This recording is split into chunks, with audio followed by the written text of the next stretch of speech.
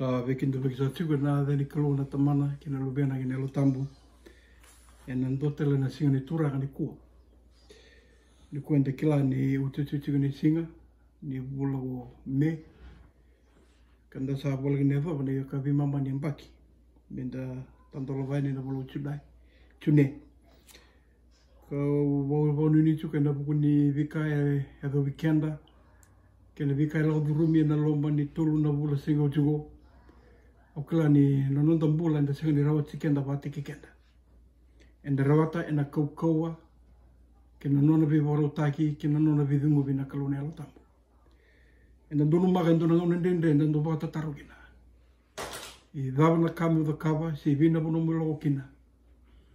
Ndo bata ngake na kai tukuna ni vola tambu. Nuna lau talgive ni satu nga vike muni na vosa ni vola tamundo. Yana weka nguna numa mkinda bagi kinda kina. Ni vava koso li nuti petulu mena kawe ni ndai. Me vakangana dini nono vosa ni rongo weekend na ibuna kamraki e na single level ni singa ni kua. Awa nui e na vika e na rawa ko me talo daga weekend ndai kana kakana ka ngau wani ngunu i weekend e na visinga sa tu mi manda kana singa ni klana dava na vakina e nona sanga kina na kaluna bororo kana kabina sa me viki davaki viki muni ko wa nui e nono ndo bata nono ba dengu ke nono sautu e na vika e na ndana bulongo dikina e na kai vini ndai o kere sanga me wili weekend na nono da leso e na kabiri kua nono da leso ni e koto na luke na wase rosa ba te huna wili bola mani ka wasa buka bani tikina me dava na tikina lima sa butulu luke roa va kina lima sa butulu Vangona kino rongo, a sa kaiviru ko koya, ngonga na posa, ka usando kaive kimdo, ni atiko ke kimdo, ine ava kedenga na posa sa tuku ni au, sa polai ne vuno i Mosese, kina nuri vola na profita, kina same. Sangai varara mataka na lo manra, ko koya, mera kila rawa ne vutambu. A sa kaivira, sa polai vongo, ni sa kili ke koe na Kristo. Me wasota wakakina me tuda kitale, mena mati, e ni katuli singa. Me vuno te kitale nga na vebu tuni, ke na vambo kodi ni valvalda, e na vugu ni adana. Vira na lini vebu no kita nga, me vate ubu e Jerusalemi. Ia koe kia mundou, dona ndau tukutuku e na ve kaungo. Ia kareda, o sa talavi kia mundou na kakasai alataka ko tamangu, Yendo tiko ngai na koro ko Jerusalemi. Me ado manda vi kemdo na kaukaua na maidaki. Asa kautira ki ne mbili ki pedani. Asa ngai ntondoka dhake na lingana. Ka vosa va kalunga tatikira. Asa ado ni sa vosa va kalunga tatikira tiko. Sa kautani vira. Asa kaudake ki lo malangi. Ara sa vororo ta wa, ara sa vororo ko wa. Ka lesu tal ki Jerusalemi. Ka reki voka lebu. Ara sandau tiko ne pali soro. Ara sa voka roro kataka tiko ngana kalung. Ka voka vini vinaka. Wa e meni. E sa kana wasi ni kalung sa rongo weekend indindai. Sa kiri sa tukina na kalung. Na nona voka roro ka na kabini dai. Na nona rokovi. Tadu uso mena masu. Ke mani na kalung yalon dina. Ke mani na andauni vembuli na andauni lewa. Ke mami dhuva indindai. Ki mami wakila, me ki mami lautal givei, ni satu ngawe ki mani na vosa ni bola to mundo. O ya na kai wangarat na tamate ndindai. E ki mami kerena kalune alomuni, me tigo batiki ki mami ka botawa ni ki mami. E na madhawa ki mami bona numi kina ni kena sobra kina alomuni ki burubura. E ravakila na kaukoa, e ravakila na sereki, e ravakila na vivanga lalataki, balati kuni wabuna ndondo na kalo. Vira ravororo ndindai. Tatam na kana nondom bula na kalu vikimri. Na nona bosa era na ronga pa ndindai. Mena tandola kina na matanda wayalo. Kana ronga kina na ndelinga wayalo. Kanga ida kabana da wayalo. Na yang kuni sabi vora utiki kina na kalu. Kuni rokovi unindo kai kina. Sa maso ena kokune dhamuni. Ena bugi tisu na puni bula ndina ntondonga. Emeni. Au Wea wakana numi kenda, ena madongo. Ena madongo tiko ni kena sobora ki nero tambu. Au kila ke wanda wamure tiko na iwala ni pula. E tumberi kenda tiko mai waka malua. Mea dhava mai na ngauna bimbi ni kena mai sobora ki nero tambu. Wakana numi tiko wikenda. Na dhava tale, na rauni rauta na tamata ke waka e liwa. Na koukou nero tambu. Ia na kai vendendai, na nongo lesoni, na luki na wase ruso wa, mina wasa wa kina lima sa botolu. E koto kina ndo na ulutanga bimbi, kau na numa nianga menonda na kai vendendai. Awa we vuna wa na dhaka na wase nduwa kina wase rua, ka koto kina le lesoni, ikena sobora kina alutamu. Ia una numa nianga meu, e anga kau kila ni wasa ngabi au na alutamu, meu vuna wa na luki na wase ruso wa. Koto kina e tolu na kambimbi, kau na numa nianga menda kila, ka mera ni kuchi kenda yani, e ni kalo wo ni nondambula walo, e na madha wo, sena vulu wo, e na voro sota vendindai. Na ulutanga tuku ni nongo lesoni ni kua, na vita tonaki e na loma ni bubale. Na vita tonaki e na loma ni bubale. Sandau tikitu ni mbula ne venga ona kevenga, na vita tonaki. E na ngauna indua e ngande mai kina, e se bono e vei me lako kina, e ndo uthaka na vita tonaki. Ke wakai so sara warau ritaya na thaka. E ndo undona kena songovi, uira waka leoni thaka wata. Kanona itabe o koe na ritaya, me wakandetira, uira ngai te ubo na thaka. Mera maroro na thaka, ka me talando no tukina, nina lembula kina no wale. Sona vita tona ki ndono numa, uira na mai viti, e na ngau nando su tiku utali kina na vuli, uira nando le dhurimbure, do dhana lotu, vita tona ki, uira na wane. Puli saravako koua, garababa vinakana numa vuli muna yanga, mai muri. Dona vita tona ki, na vita tona ki na loma ni bubale. E na ngau na savaro mai vava kina na mbula. E ndo vatongo wana kini rongrong. Ndo toso mai waboleka. Sare na kukua sa me vikao. E vikao e kasata wimati. E ndo tukunu tuo koe. Rasa awa tungu e rana mai vikao. Bere ni ulako kira me tuto vita tonaki. E ndo numaka na vita tonaki wa e ndo na walanga na ngona lega angu. Walako le siko via riki. E na vida na singa bere ninga mi wadhimu. Wachina na kutaka lotu tarun koe. Gase vendona no mni was. Nge tukuna kinoka na pasongo. Mate na no fa binu binaka. Wa binu binaka ki bola upatiki emi.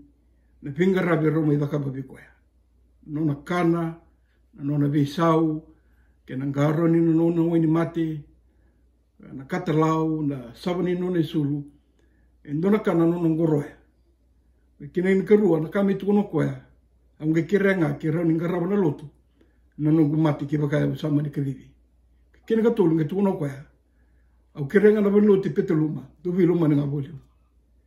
Yando na vita tona ki ukila. Tara na bimbi ni alu. Bata ndo na vita tona ki. Sana seandi na sota tali. Ka wambote ni anga menda na reida. Na vita tona ki ndumbasi ka na loma ni bubale. Duvatongo na kena kai ndo na numikina. Dunga na numa mundo dhada wata. Ndona numa me kota na kemdo mali na viu kani. Na viu rongongovi, na viu mani. Don do viu buki, do viu loni. Basi ka sona ngau ne vango. Dunga na numa na bubale, dona numa na lotu, dona numa talenga na banua. Ana habita tona kindo vaka wira na nom dagase. Kata tona kikina, sona kambimbi kana numa, nianga me nonda na kabindindai, na vita tona ki voya. Oia na vosa, kau na numa nianga me ndarida, na kabindindai, kau na numa ki na vikenda, na nonda le suni nikua, na vita tona ki na karisto, ni mbere ninge kauda ki lomalangi. E vita tona ki ukua virtuna ti sipeli, kan bimbi mate ni kaka tona kukwea, tuna kukwea, e na tiki ne vosa wava, dona numa. Na kakebe nga e volei ne volotambu, ka volau mosese, e kakebe me e tukunionga. E volana same, era volana profita, era me van dina taka. Dia mai nungo mai sudu. Au mai sudu meu mate, meu bulu, ko tuda ke tali ni katuli singa. We ana tukutuku. Ana ka be baka tende utaka ko verto ni tisepili. Ke kambimbi na kabini ndai. Na nungo reda chiko na leso ni na kabini kuwa. Na nona veta tom na kina kalo na lotam na Kristo. Na kaya matini kaya waka bungo kwa. Kiba kuna wili kana chiki na ba sabu kapa kina basu kilima. Matani kaya waka ba. Ento lava saranga kwa. Na lo manatu mertu kila na vosa niklu. Kambimbi weekenda. Na kabini ndai. Matani ka ke na vina kata mita muri Kristo. Sei kwa na nonda kila na vosa niklu. Ke vanda na sanga kila na vosa niklu. En na boka da uri bolinga na nonda lotu ki na nonda bombota. Madava. Ni singa ni abu tagi po vina kana nonda bola. Kambimbi bikita to ipetelu na kabiri kuwa. E na ngamuna nda chuko ki nei pale ni kuwa. Wi liga boka lewu na nomu na vosa niklu. Madava. Ko ngangwa ibo sudu na bombota. Na Roma na wasi tini kavitu. Tu ni bango ni sarau na bombota na borongo. Ya na borongo ke denga. E na vosa Kristo. Singa ni borongo bir ni tala. Siya ni borongo bir na psychology, si bir de itale, bir na doni buku, si bir de itale. Na bombota na bosi ni kalo, e na raunga, ni ko kila, ni ko rongoda, e na ngai bosudo mabiku, na mbule ni tamata bombota. Na da basaro ikambimbi ki na weekenda, me de kila na bosi ni kalo. Batai, e boka tawana saranga nero. Batai nakakana ni alo, na bosa ni kalo. Siya talento talaga. Akini kadua. Na dava saro kambimbi kina na bosi ni kalu mo kaku ni toro bakina na ibalbalada balata na bosi ni kalu na tukuna ba tu pi konaka samin to ndo tin ka dion to kelima na nomu ni bosa na dina gine bangu araram bagina no bilawlako tomata ni ko ele no na matam butu batala ne resenga tu ni kila na bosi ni kalu kena ka tolu kambimbi se ko na bosi ni kalu e na rani sula nga bi ko na bodi tamate ni ko e bangara na bodi mi bina buna mi kune gina na bodi bodi tunga bi Kristo kina no no bosa na ngau nga ko sa kila kina na bosa ni sa no na bosa ni dai ni ko sa kila bole na bosa ni kelu ka nge ba ka boko ya nge ba ka indo na mati ni wai tobure kina mbula to mundo ono no mana ka tu kuna na o tisu wana mara me saika ni mati no diwa me saika tu ko na wai ko no silu ngo biko kona senga ni vete kitali se biamu ena mati do itu se kona bosa ni kelu bataba ena vi ngona ndende ndala wadruma ena koto kina na no bosa me ba ko te kenda kini karuni ka no mani anga me non de ndai e tu no kwa ke mundo no ndo ni no gitu e tu no kwa iko o santing te ki mundo mo ndo tukuna ne vika do rongoda ka reida mai via matai e mendana kila na bosa. Kini na rua mendana ndau tukutuku. O na numa na e na loma ni vilo ai. Ke waka indu e sa kaumai. Me vilo ai. Na kando e awa e na ndau tiku indu andu wan dinendina. Me wan dinendina taka. Na vika kan bitiki ki na kua kan bitaki. E na lako mai kan gambi tukutuku. Ke waka e vivimba o kua kan bitaki. E satu indo ni watu tuku indo ni pandina dina membale tani tuku membale tikwa kila kenda ke bokaenda na sega ni kila no bosi ni kelu endo na sega rata na indo pandina dina wana kelu bala tsana kambimbingo na bosi ni kelu na biso takasara na no tombula uigo saranga bata kiko ona bakela na visa ubiko e na raunga ni kono tuku na visa u e na ngona sa visa ko na nombula e sega ni raunga ni kono legi lasu mo lagi tuku ni ndori tuku mi bali ti Kristo ka ko sega ni biso takana no mumbola wata kiko kambimbi rongo di wa binaka le suri na kabini kwa endo na ka unu no manianga se ko no nda kila no bosin klo ga indingi tiki kenda na klo o yiko yau endoro yaya ngata ni kena banga taki ni kena bondio taki no bosin klo ke bala sa kambimbi no ndoro indingi tiki kenda no klo e sega ni indingi tiki kenda ro la e de vida na milio ni tama indingi tiki kenda ro klo mendaru musu, mendaru yava, mendaru linga, kandaru ndalinga, kandaru mata, ene kena buan diotaki na nono bosa, e uru ndindai. Katolu nika, e kambimbi weekend na kambimbi ka pambimbi ta na Kristo virtu tisipili.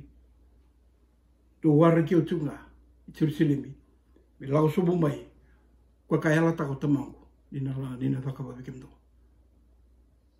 go se kona elo tamu batani ka aku sabakaba sa kila na bosi di kalu kene ni kerua sa ndingi tiki ni kuna kalu mondoni tuku se wakan dina ia sanga tuno ko andu wara kana kauko me lago mai daki mondonge lago kina o ba toto batataka na nungu ba rodo tiko na leso di na kabirikua e wakanga endo na dina ke wakai wanga teki kina na betiri e na lako nga sana lagi flat na betiri e na vina kachiki nendo na ka koukou me rendi waka dhaunde watale na dina ke mbale nandua na plug me na mbigi na lalanga e wa sudu mo me na liwiliwa me rendi wanga kina wa koukou si me wanga ramaliwu kina weekend na iwe kani lumani e petiluma ke wakaenda na lako tikunga na nonda koukou kina nonda kila ka senga na koukou ni alo tambu na rautunga ni mboko no nomudina kana momo wali tunga na kakota kapa enda na ngandrewa na koukou ni alo tambu mene liu tiki kenda ka wako tiki kenda ka tukuna vi kenda na vika kinana vitalia sara na nonda buku ke wakai senga na koukou ni alo tambu na roni kawale na nonda lako au na numa sara ndo na nungi tokani tomu buna kevi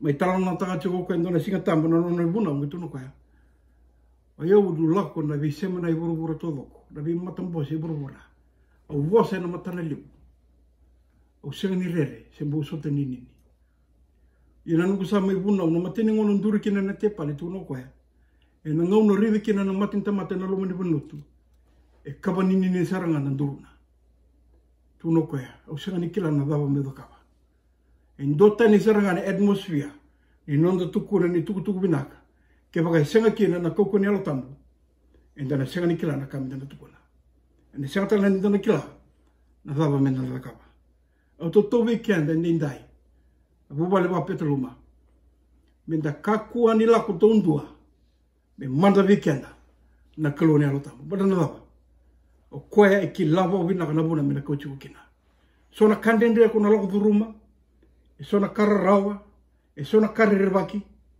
e sona ka, e rani kota tene nambula. I libunga weekenda, wingo virtuna tise pe rotoa lako na ngonea, e rotoa lako tena koukou ni alo tambu, e ra senga ni rebaka na mati, e ra senga ni rebaka, me raba totonga ni taki, e ra senga ni rebaka, na iseli wau, e ra senga ni rebaka mantanga na bukonga.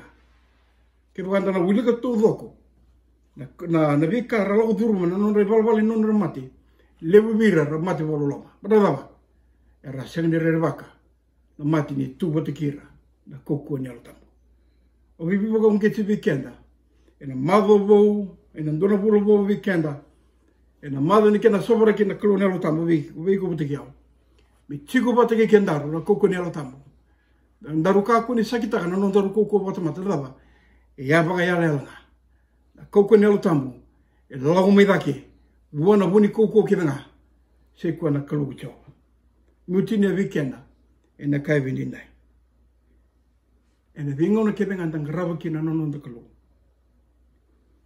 ke bandana udi kisara ne utu chini vika erto da kabra tisipili e turi mo warto alako arto boka ro ta chunga na kalu au sa tatonga weekend ndindai ena vingo na kidanga enda muri wa kolukina senda muri mawe menda uchikunga na mbule ni alo mulu mene bingo na kibena waro taka chunga na kalu badalaba ena ngai labiti ku ko ena ngona ndonu ena ngona sakari ku ki no batikio ena bunu sa ela taka na kalu viko batikio no kangu e sona kago no numu nianga mindaru kila indindai patai mokila na waseni kalu kini karua sakari ku batikio no kalu mindaru kota no noni tukutuku kini kotulu ka kuni ko lako ndundua mo lako batiki na koukou ni alo tambu bola to koenga e kila na kame valeti ko tikeo kini ka ba ene vingo na kebe ngandoro ngrava kina na vava noto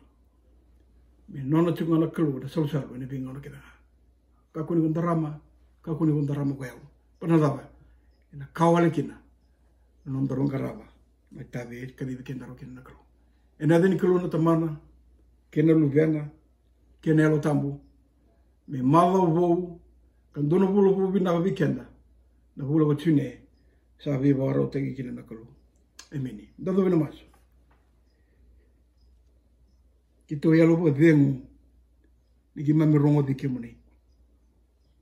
Ki mami marau, ni rongo vi ki mami na vonga ni tumumuni nakalo. Ki mami vambouta na lui ki mami, ni kuni savosa, ka uni savosa po matata. Kuni savosa, enandela na devere, ni nomuni kavivi ki mami kina nakalo. Mi ki mami ka kualenga ni rongoda, na vi ka ki mami rongoda ni ndai. Mi ki mami baka dhora, mi ki mami lau vata kina elo tambu na vuni kandina, ka vau sibi nakalo, mi ki mami lolo vira, ka kuni devere ndondo tiunga. Wakalo watataka na nondambula, e rarabaka tundalinga mai ni ndai, a masolaka na nonda ngauna, na nonda viembaki, na vikaira o dhuruma ki mami sanga ni kila. Suara tabi mati, suara baka sangarada kadaka, suara toka ngai vale, era baka mangaraso na ka, merna kana kina karapa mamuti kina. Ki mami sakire na kalu na lingam ni, sa senga ni wanda mele rao na duru ngauna, sa senga ni laga leka, me toso mai, katarani ni mamimbula, ka buke ki mami, me ki mami lau wati ki kemuni. Pakalo ko tataka ni mamimbula, mukota wata ni mamitavala, mamitupa masu, e na kau ni adhamuni, e na buku i tisu, na vunimbula ndina ndondonga. Emeni, na kalu lewu utamanda, ka i tisu Kristo na lube muni ndombonga, andoni vetumberi na mana na sauni lomni, me sa tiko tawana ni mamimbula, ende indai, ene visinga ni mataka, ene visinga tau kile savo turanga, me kakua saranga ni mundu. Emeni, bakal untuk teki kemudi nak kalau.